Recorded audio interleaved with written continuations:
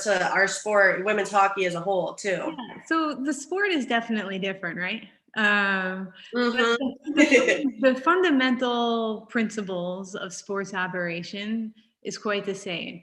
I mean, there's a lot of growth that needs to happen here at this league.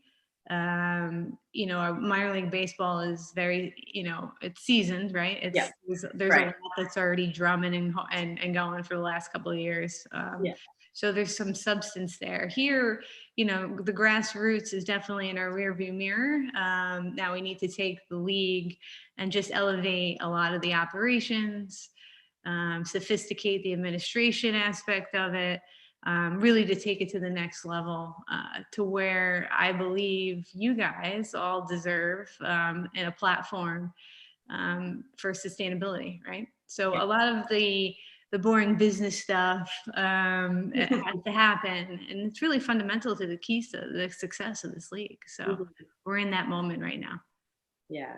Now, Brooke and I, we went to Syracuse University, and then we would go to the Chiefs games here and there. Now they're the Syracuse Mets, the Mets affiliate. But back then, a couple of years ago, we would go for the ice cream and the hot dogs and the beer, and Right. There's always theme nights. And now, how are you gonna? You think you'll take some aspects of that, like the fun experience that you get from minor league baseball? Yeah, so like our whole methodology was rooted in fun. In fact, I go as far as saying the product on the field wasn't our necessary concern. We brought fans to our stadiums for the entertainment. The entertainment dollar is how we got a lot of our fans to come to the ballpark. We'd have crazy promotions. Some wild ones. We had nobody night in our club in Charleston, where we literally were like, nobody come to our ballpark. Like, so we would lock everybody out and then like have them come in. But we've had crazy ones. We've given away a funeral. We've had vasectomy night. We've had our stuff is pretty provocative, right? Yeah. Here, we'll baby step it a little bit, and but definitely want to do the infusion of fun. I think people, whether you don't want to leave out a certain demographic, in my mind, where it's not necessarily the hockey fan. They may have a member in their family that likes hockey, right? But they just want to come to our rinks and have fun. Like, they just want to be entertained. So there's that element that I hope, when everyone is allowed to come back into rinks, that we can kind of have fun with, why not? Just to escape, right? Reality. Yeah. I think that's interesting that you say that too, because to be honest with you, even you starting to say that, I was like, oh, that sounds so fun. But then at the same time, it's like, but we can't, like a lot of places aren't having fans. So I guess, are you kind of taking that element into account when you're working now towards, I mean, obviously, again, for you, you're coming in a very different situation than most people have before. So are there elements that you kind of have to look at differently given the time that we're in right now? Yeah, I think a lot of sports leagues in general are just trying to understand what we have to do now. It's different, right?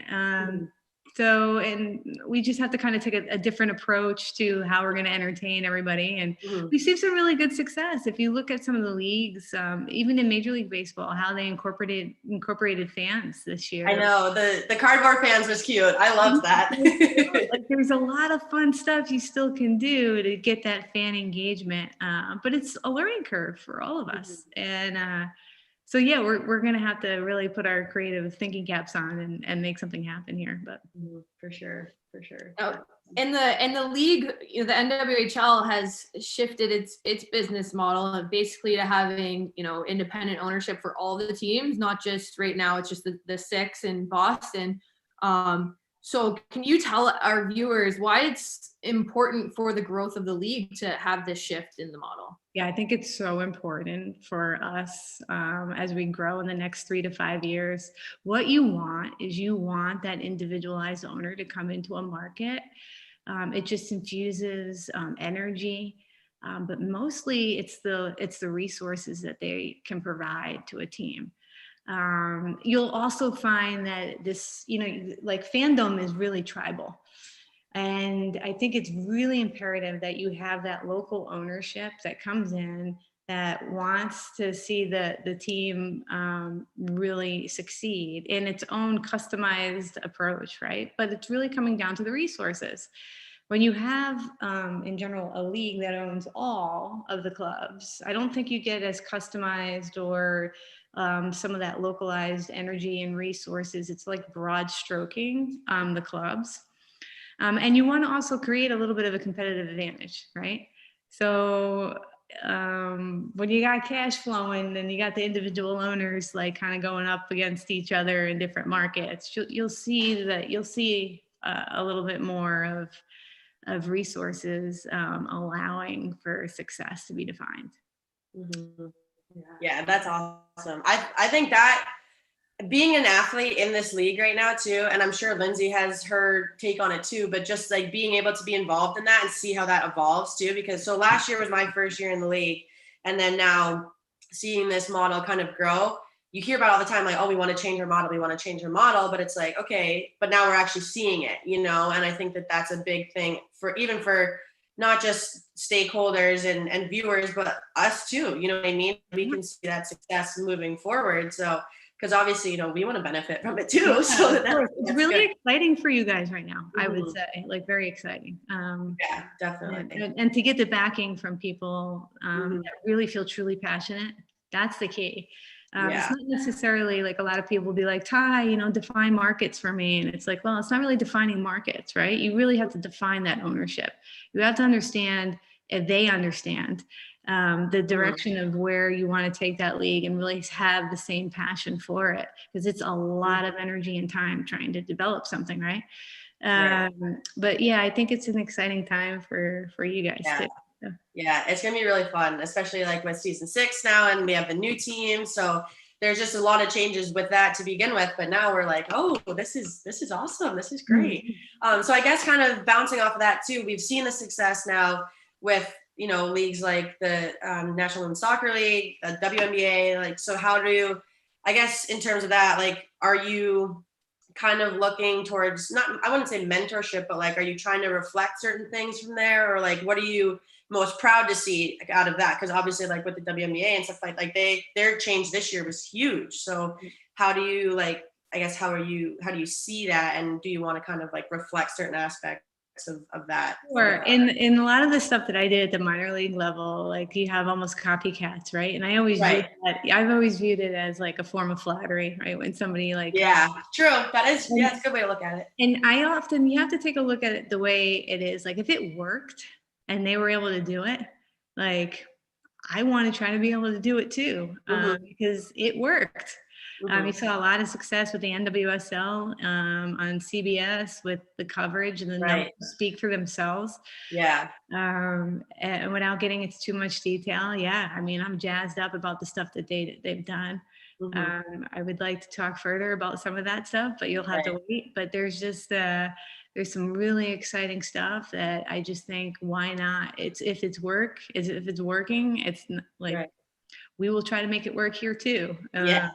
But and especially I think what is so important to also highlight is that it's really wonderful that these communities all share, talk, and encourage one another too. I think that's something to highlight. I think it's truly remarkable that I could call up someone and say, "Hey, that was great. Like, give me some pointers." So. Yeah, definitely. I mean, yeah, even you saying that too, like, I mean, knowing Anya, you see her stuff on Twitter all the time, but it's like they're responding back. They appreciate us as much as we do them. So I think you're totally right with that. So it's awesome. I love seeing the tweets out there, after like the draft or after the WNBA had a big successful bubble, like seeing all the, the tweets out there and the women's sports going back and forth. It's so cool. Yeah. It's awesome. So it's really cool. It makes you feel like you're a part of something bigger too, right? In what you're involved in, but then, also feeling like, oh, well, this is really large, man. We're part of the whole thing. Definitely. So true. Yeah. So with that being said, where do you see the NWHL heading in the next couple of years? Yeah, so I'm going to tell you, I got a lot of immediate goals. And my immediate goal is try to figure out what season 6 looks like. So, you guys are all practicing, and we've got roster spots filled, but, really trying to define what season 6 looks like. And, with COVID, it's health and safety around it for everyone, staff included, and players and their families, is definitely a priority of mine. So, hopefully I got to work pretty quick on that, but we can try to see what that's going to look like. Looking at operations internally is a definite immediate goal for myself right now. So we're, kind of just getting in there and streamlining some stuff. My long-term goals for the league is definitely really true sponsorship partnerships with people that really want to advance the game. Not just check off a box for the women's movement, but I really want, somebody to come in and kind of aid us and help us grow. And then hopefully we get some linear coverage out of this for you guys. Really kind of just elevate your profiles and presence and the game itself, so we can kind of, get some more. It's all a cycle, right? In fandom and sports, and how everyone, when you guys were all little, you saw somebody on television, or you saw somebody that you wanted to, be, and it's the same thing. It's how we were able to keep the feeder system alive with women hockey athletes, by showcasing you all on a higher platform. So that's going to be definitely a goal for this league going forward. Well, we talked about last week a little bit how the NWSL, like how they had really successful ratings after the Champions Cup in the summer. So, the market's there. It's just now we gotta, we gotta prove it. So that's exciting. But I know, like, for me, you speak about, you see someone out there, like an athlete out there, and makes you want to be like them or whatever on TV. For me, it was Cassie Campbell, Pascal. She's my idol. She's now a sports broadcaster, and that's kind of like the direction I want to go to. But do you have someone that you looked up to? Oh, sure. Well, I keep always saying my mother, because she was something else, right? But she is something else. But yeah, sure. Like I'm more of a long distance runner. So Joni Benoit Samuelson was somebody that I'd wanted to be. But I was also, I was in high jump. I played softball. There's a lot of different sports that I ended up doing. But for me, like, man, Joni Benoit was something else. I felt like, maybe I could, I don't know, I could finish a marathon, and it started young for me. So it wasn't really hockey, right? It was actually running. And so I was 5 years old when I won my first 5K. So it's, Wow. yeah. So it was started young for me. Do you still run? Do I still run? Yeah. I just finished a marathon in January before we all got shut down in COVID. I did the Disney marathon, and then I came in first for my age group for the triathlon. I did last July. Yeah, I've run a bunch of half marathons. I've done 50-mile bike races, 100-mile bike races. But yeah, I definitely, it's like my thing. Insane. Not ever since I got this job. This job killed my training. I mean, I'm lucky if I get to walk a mile. It's pathetic now. But yeah, no. Eastwood and I mean, we're both tall. I'm 5'10", she's 6'1", right? Almost. And we're not built to run. These bodies are not built to run. So we would literally walk up to the rink and we'd ride the bike, and we're like, all right, like, we feel like we did enough today. Like, this is good. No. So running, I have tried so many times to get into running, and I am okay. I still like I just said before, like, today, I think I got maybe a 1 mile walk in, and I was like, how did I run a marathon at the beginning of this year? And I can't even walk a mile. Like, it's crazy. So it ebbs and flows. You know. I know.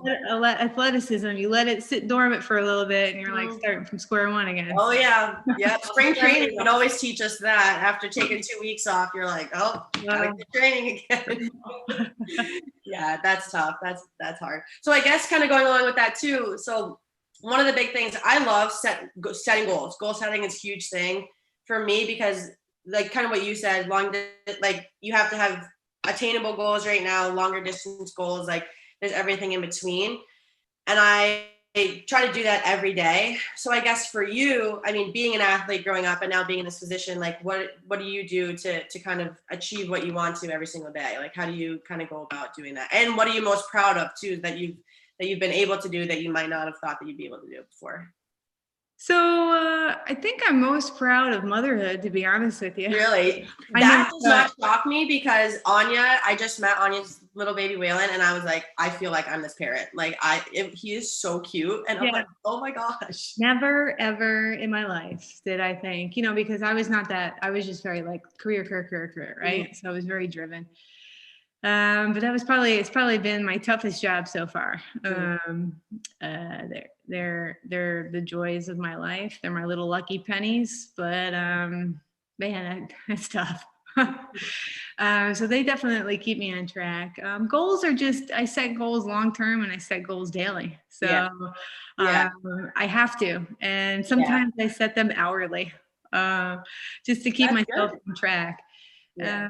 But then again, I also, because of my personality, I also try to just, sometimes there's so many things that we're always being told that we've got to do in life. So sometimes I just am like, just let it go, right? Like, let's just see what today brings. And I often found that sometimes when I get too bogged down and too tunnel vision and too goal oriented, that I end up missing the larger picture, right? Like, it's one of those things where you get to the end of the journey and the map looks very clear once you're at the end. Like you're like climbing up that mountain and you're just trying to set your route, but then it's not until you reach the end that you go, oh my gosh, my route was so clear to me. So I sometimes just kind of say, you know what, today is not going to be that day. Let's see what happens. And it usually ends up being a really good day. That's very true. I like that. Yeah, that definitely, it's very relatable, I would say, for sure. So that's great advice. Thank you. Now, before we let you go, we'd love for our viewers to get to know you a little bit better. And so here's a quick lightning round of fun stuff. First of all, what kind of tea are you drinking? So actually I'm doing ginger. So I either do ginger or fennel. Fennel tea is actually pretty good too. I like the ginger tea, and I heard, which I did not know, ginger is actually very good for you. So yes, and then like for like long distance in athletes, like fennel is anti-inflammatories, right? So it's got that like component to it. And if once you get as old as I, you like, practically have to IV like fennel tea and I just to wake up without like feeling. That's awesome. I feel like I'm definitely gonna go to the store tomorrow and buy some. So right? Yeah. We could get a fennel tea sponsor, Lindsay. Right? Yes. Cool. Do you like tea more than coffee? No. No, in fact, I have to, my coffee intake is really insane. But I wake up very early. So I'm usually up around 4:35 every day. But then I try to stop with the coffee around like 10:30 and I'll switch over to tea. But.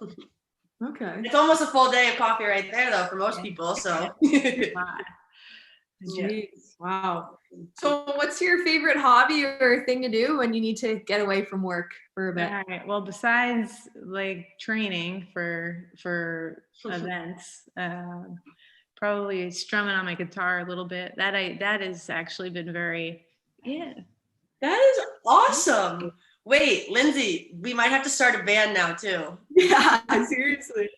Wait, that's awesome. I took guitar lessons growing up, and kind of like what you said, if you let it go, like you lose that edge a little bit. So I want to get back into it because I love it. Like guitar, you can play it anywhere. You got an acoustic guitar. I have one at home. Yeah. So sometimes I'll just even between stuff. It's very relaxing too. Yeah. And then so that, biking, like swimming, running, like those are my things where I gotta just going out in nature and trying to run anywhere.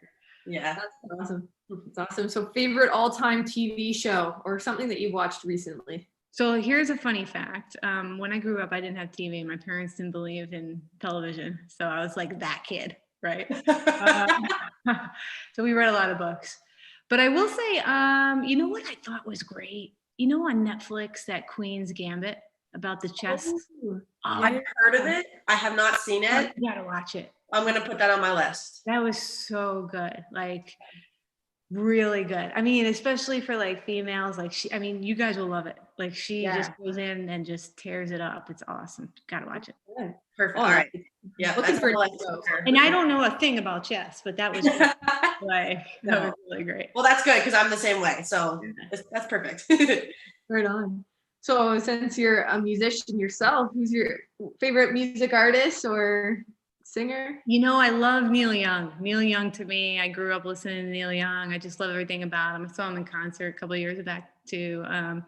But I just think he was great. Just like the songwriting aspect of him, you know, him. I mean, also Canadian, you know.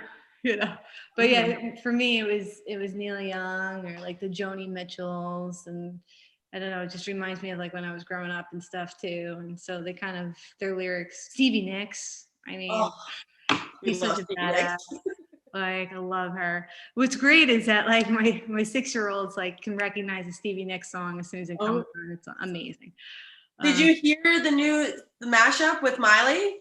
No. Edge of 17. Edge of 17 and Midnight Sky have been mashed together, and it is so good. Oh, I'm writing this down. Yes.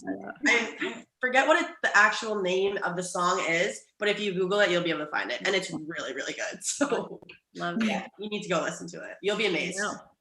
Yeah. All right, last one for you. Favorite meal or beverage?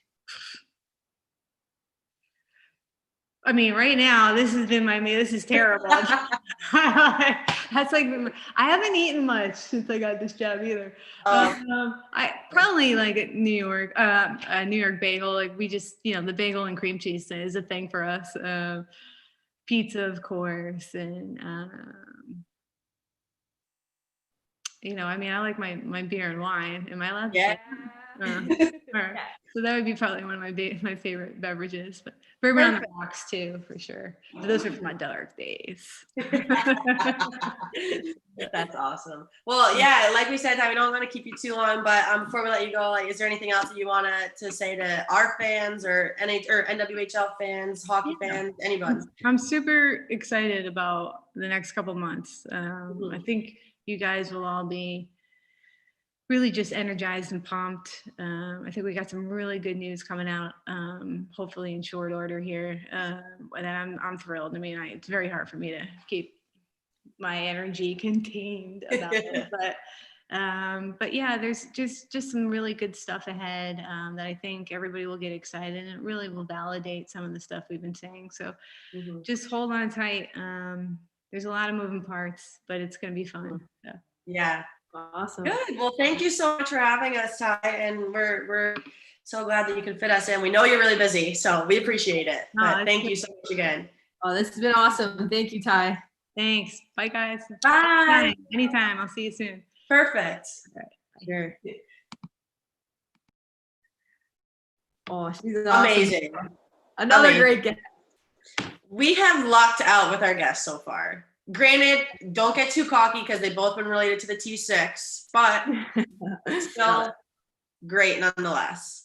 Like I've never met Ty in person. Like I said, I've only had a couple meetings with her, but she's laser focused on what we got going on here. And she's right. Like, I mean, we don't even know most of the stuff that goes on behind the scenes, but like, I'm excited. And, you know, we only know this much out of like this much. So sounds like something's coming too. Something's cooking in the kitchen. I know. Yeah. I'm excited. I'm like very excited. So very excited. She's super cool too. And she seems like so down to earth and stuff. So I think she's perfect for the position. So awesome. And it goes along with, you know, what we were talking about last episode about actually might've been with Justin Levine on another show. Sorry.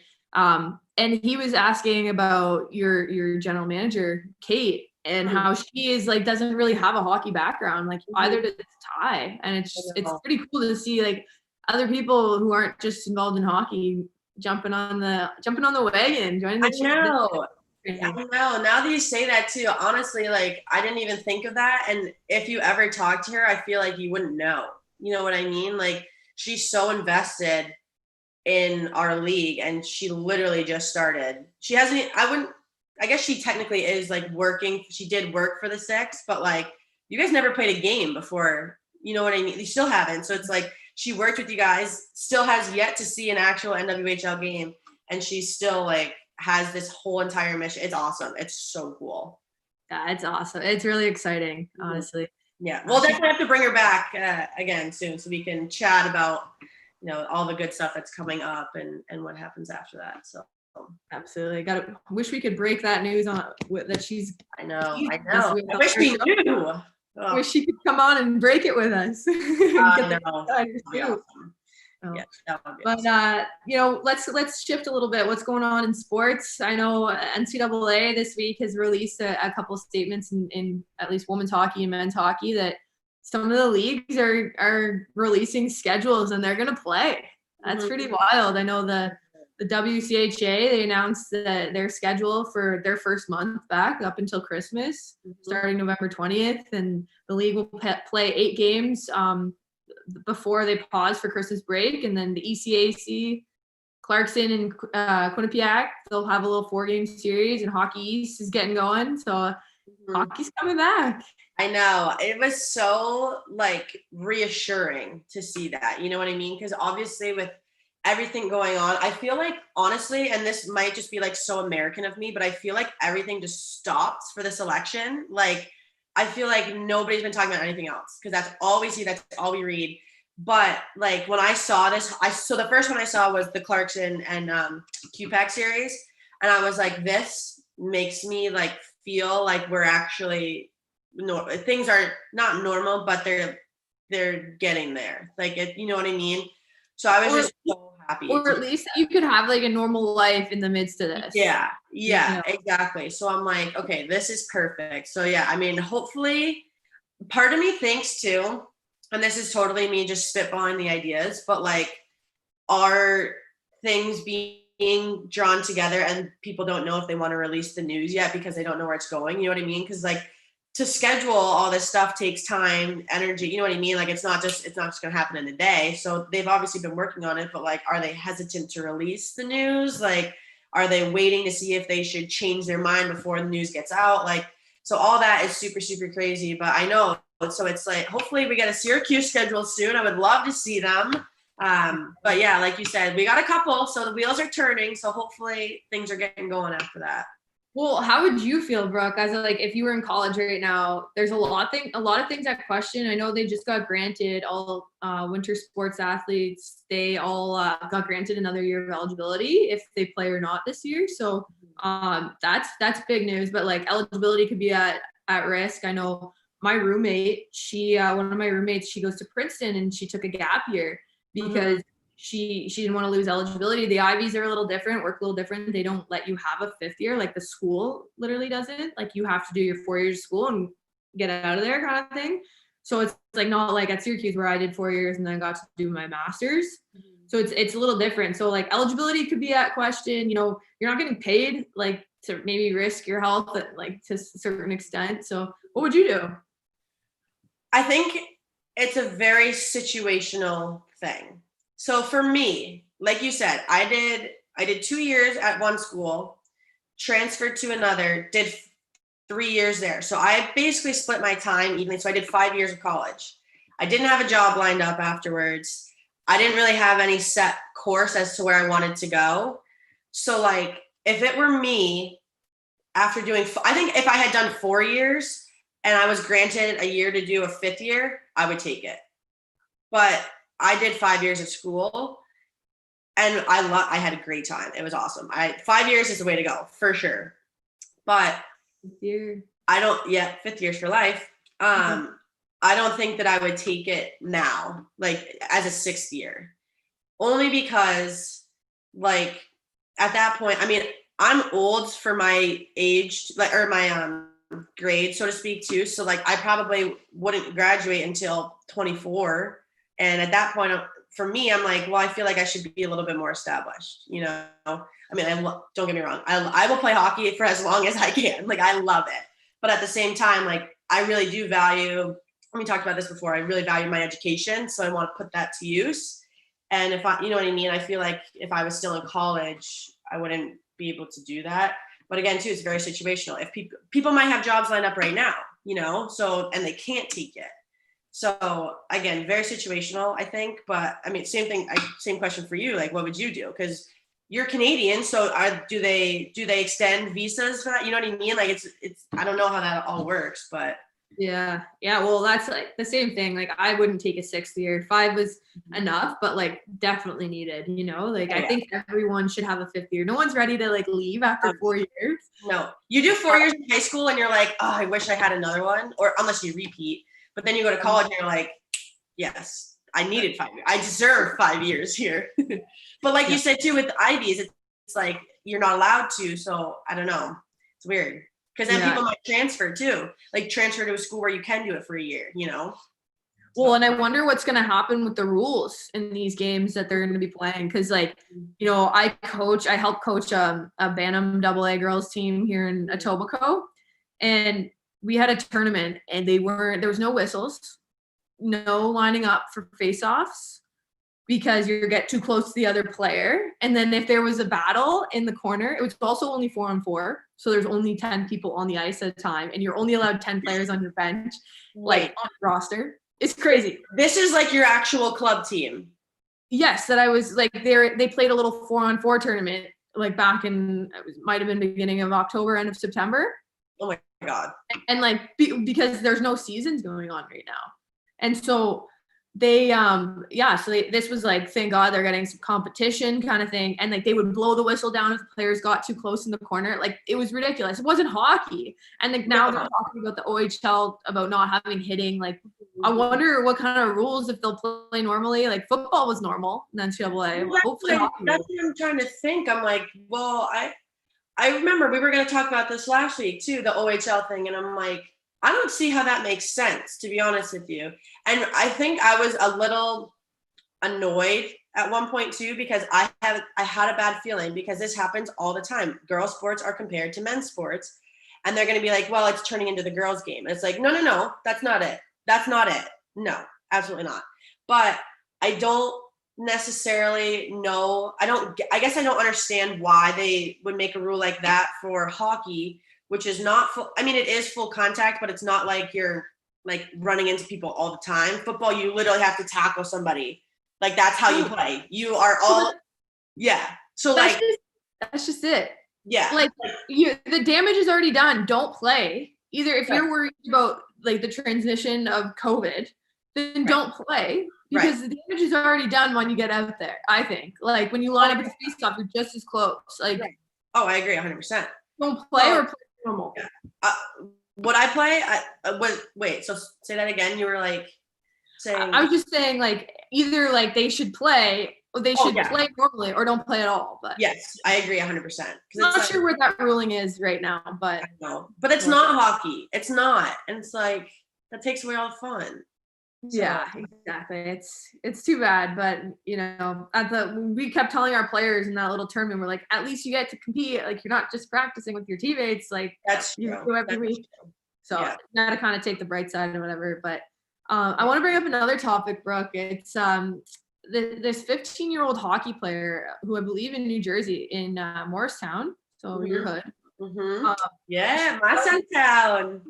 She started this petition to bring the Barbie to the hockey Barbie to the USA. So Mattel, I think I'm saying it right, is the company that owns Barbie. And they partnered with Tim Hortons in Canada to create a female hockey player Barbie. Mm-hmm. And so she saw this and she says like, she thinks that it's amazing. And like, it really, it gets the young girls thinking about hockey at a young age, like where like there's doctor Barbies, like teacher Barbies, like everything, right? Yeah. Right. No hockey player Barbie. So she just thinks it's great. So this young girl wants to bring the hockey Barbie to the USA because there isn't enough, she doesn't feel there's enough exposure of the women's hockey and she believes it could be a great starting point for young girls. So she started this petition online to have people sign to bring the Barbie. What are you thinking of that? What do you think about that? Well, first of all, it's a great entrepreneurial minds. Like that is targeting a market to its finest. So props to that. But also, more importantly, she's right. Like, why? So I was reading that article, and we'll definitely share that so that we can have more, because we want people to sign this petition because it's awesome.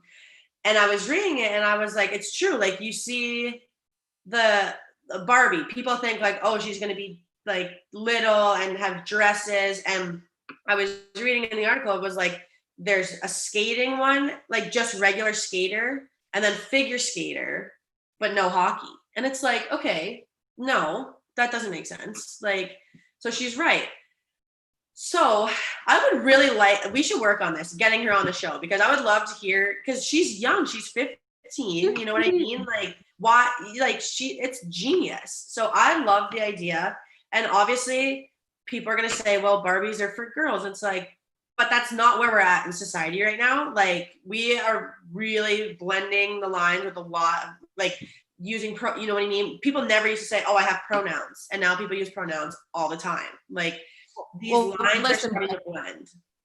I was the biggest tomboy. Like, at one point in my life, you couldn't tell if I was a girl or a boy. But I love my dolls. I actually love dolls, and like I played with Barbies when I was a kid. But I like wore my brother's clothes at the same time. You know, so yes. It doesn't matter. Right, exactly. And to be honest with you, I only got Barbies one time, and I was so upset because I was a tomboy. And I remember this so clearly. I got like the red Volkswagen punch buggy with all these like little dolls in it. And I'm like, nope, I don't want that. I cried on Christmas. Like, I was miserable. But regardless, yeah, of course we're still, you know what I mean? We have our own things that we like. Like, come on. So, but I would love to see it. I would be the first person to buy a hockey Barbie. And like I said, I never liked Barbies growing up. So that's saying something right there. Maybe this would have changed. This would have changed for you. Maybe it could have. It really could have. Do you think that, you know, like what made you play hockey? Probably a man, I'm assuming. My dad. Yeah. Yeah. Me too. My dad, my brother. Mm-hmm. So maybe, you know, seeing a female Barbie might make you want to play hockey because of it. I think that's just like, there just needs to be like a more of a female inspiration, you know, and that'll get more girls playing. Not that it's a bad thing that a guy made you want to play hockey, like your dad or your family or, you know, someone. It doesn't matter. Don't get me wrong, that's not a bad thing. But this could just like expand, because not every guy plays hockey as well. Like, not every father played hockey growing up. So having a female inspiration is also just as important. Yeah, no, I like, preach it to the choir, baby. Like, that's awesome. So yeah, we definitely got to work on getting her on the show, because I would love to hear where she's coming from, especially too, like around here, there's a couple big programs that people like, girls, they have a girl side and a guy side. Like, it's a growing sport too. And especially the women's sport. So like, yeah, let's get her on board. Like, that, it's awesome. So we definitely got to work on that. This actually makes me curious, Brooke. So did you even know about professional women's hockey when you're growing up? No, I didn't. So when we were talking about like female athletes that we looked up to, it would take me a minute to like actually pinpoint somebody that I was like, I want to be like them. But I do remember there was a girl, Tara Mounsey, was from my hometown. She played on the Olympic team, and they had this banner type thing in the rink. And that's the only thing that they had about women's sports in that rink. I mean, we had a girls program, and they were like, they were fine. But that was the only thing. And I remember going to practice every single day, and I would see it, and I'm like, yep, that's what I want. Like, so, but other than that, nothing. So like Ty said, this is us. And same thing with Digit too. Like, we're here now. It's our turn to pass that on. So yeah, it's crazy. Yeah. Well, I know, like, for me, the same deal. Luckily, like, my dad has always been attuned to it all with female hockey. He's hockey nut. So he knew about it. And like, he always tried to like explain it to me, like, maybe like we could get a team in Ottawa, or I think there was a CW team at one point in Ottawa, but you know, I always wanted to still play in the NHL because I didn't see that. Me too. I wanted to play football at Notre Dame. That was my life goal. I was like, I'm going to be the first female to play at Notre Dame football. Never happened, but yeah, same sort of thing. It's like, come on, where's our inspiration? Exactly. Well, you know, that, like you said, Brooke, like, we'll post this link on our personal accounts. Hopefully we can get in touch with Emma. Great work, Emma. Really good job. And we'll post the petition on our Instagram, Tee It Up. So check it out later on. Yeah, And, for sure. And if anyone has questions about it or wants more information, please reach out to us because we would be more than happy to share that and pass that along. But unfortunately, we're out of time, Lindsay. So these things, they go by so quick every week. We just have so much to talk about, which is great. But yeah, we'll have some more hot tea next week. But until then, we hope you all have a great week. Thank you again. And again, special shout out, 1000% up in our viewership. So keep it up. We love that. We love the support and we're going to give it right back to you. But that's all that we have for episode 3. So this episode, or excuse me, our show can be heard on the Barnburner Radio Network. Like we said, 122 platforms, massive. The H.E.R Network is part of Barnburner Media Group. Check out barnburner.ca for all the news and programming. So again, Barnburner, we're there every Sunday night, 7 o'clock. Download us, listen to us, follow us. We're going to be here. So until then, again, have a great week, everyone. Thank you so much. More special guests to come as well, everyone. Oh, yeah. Stay tuned. Stay tuned for more.